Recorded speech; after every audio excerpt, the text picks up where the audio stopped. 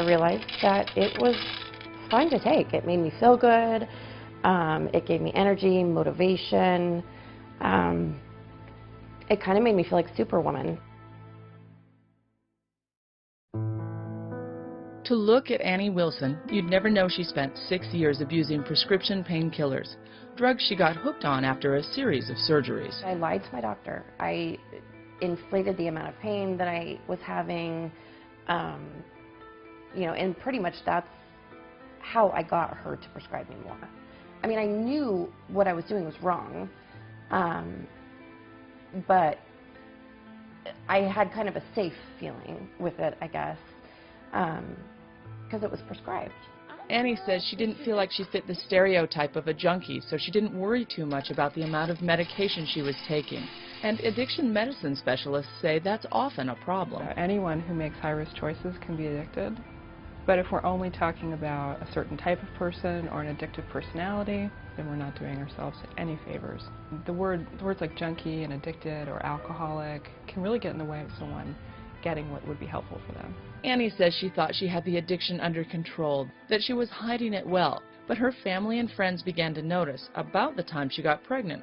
Before I got pregnant with her, I had been using a whole lot, really badly, lying to my husband constantly.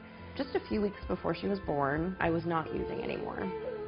I was clean and everything was good. And then I had her and used pain medication when she was born, just for a few days.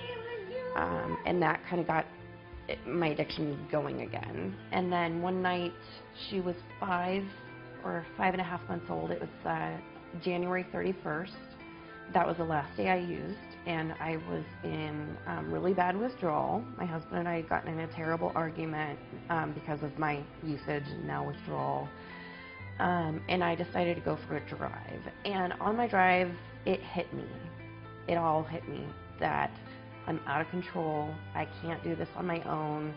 I've tried to quit literally hundreds of times on my own. I mean, every time I would run out of medication, I'd say, okay, that's it, I'm done. But it was never it.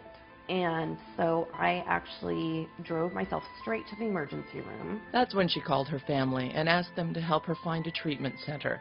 She says it was the hardest thing she ever had to do. Drugs and alcohol can really obscure what's true for us. It can color the way we view the world, certainly the way we have fun, enjoy other people, find friends. And if that's been true for us, then we need to learn new ways for each of those things, new ways to experience those things in our life. Now, Annie's been clean for 1.5 years, and she says much of that's because of her daughter, 19-month-old Harper. It's a lot of hard work. It's not something that just magically happens when you go to treatment. It's work, and it's continuing work, and I don't think the work ever stops, but it's so worth it. To call it a battle or a lifelong challenge, that can really set a person up to make it feel completely insurmountable, uncurable. We can say it's a chronic condition. It's part of the challenges of a person's daily life now, until they learn how to live without alcohol and drugs and prevent relapse and then live a satisfying life. Learning self-respect and dignity and self-love, self-esteem, learning it all over again. Staying clean. And just making the next right decision. I was so empty before, and I was trying to fill that emptiness with drugs, and I couldn't. I never could get the fullness that I have now. Because I'm able to be a mom, I'm able to be a wife and a friend. I never thought that I would have the kind of happiness that I have now.